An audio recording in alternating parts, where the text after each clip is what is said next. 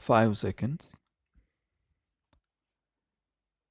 The Prime Minister of India, addressing the World Youth Conference held in New Delhi, said, Ladies and gentlemen, I have great pleasure in addressing the representatives of young men and women who have come to this country from different parts of the world.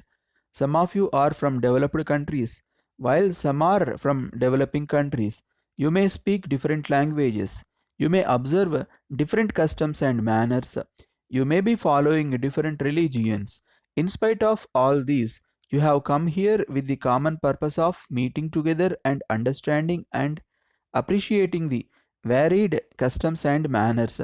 I consider this a happy occasion and welcome you all to this country on behalf of myself and the people of this nation.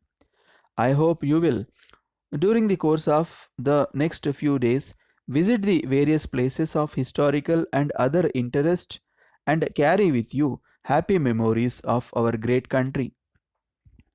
On this occasion, I would like to share with you some of my thoughts which I consider important and necessary for the humanity as a whole. Countries have so far been able to make progress in many matters and they have been cooperating very much among themselves after the establishment of world organizations like the United Nations. Many of us feel that countries and the peoples have to come still closer in order to better understand each other and make progress. It is in this context I wish to talk to you with a feeling of brotherhood. You are aware that governments, irrespective of the forms of governments, are run mainly to look after the welfare of the people and the defend the country from foreign aggression. As far as this country is concerned, we are having a democratic form of government and we have elections to local bodies, state assemblies, and parliament. The people elect their representatives and they govern the country at all levels. By this system, the aspirations of the people are fulfilled to a great extent.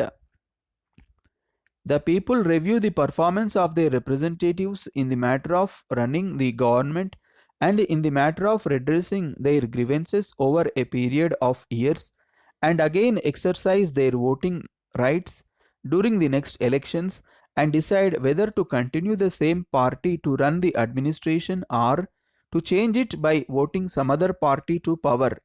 In a democratic form of government, people have the satisfaction that they are ruled by a government of their choice. Some may have a feeling that if the entire power is with a single person, he can transform the country into a land of plenty within a few years. But observing the experience of some countries in this regard, our people have chosen the democratic form of government. My object in explaining this to you is that the system is very much suited to the traditions and wishes of our people. When I say this, some of you should not feel that I am criticizing the other forms of government. I know that every form of government has its own advantages as well as disadvantages. Whatever may be the forms of government, the welfare of the people and the defense of the country will no doubt be the basic objectives of any government. In this connection, we should not forget that much depends upon the type of leaders who govern the countries. If the leadership is good and efficient, the country and the people will benefit. But on the contrary, if it is not good and efficient, the country cannot progress. You are all educated young men and women, and you know very well that if you want good leadership, the education imparted in schools and colleges must be such that it should inculcate in the minds of boys and girls the noble quality of service to the nation.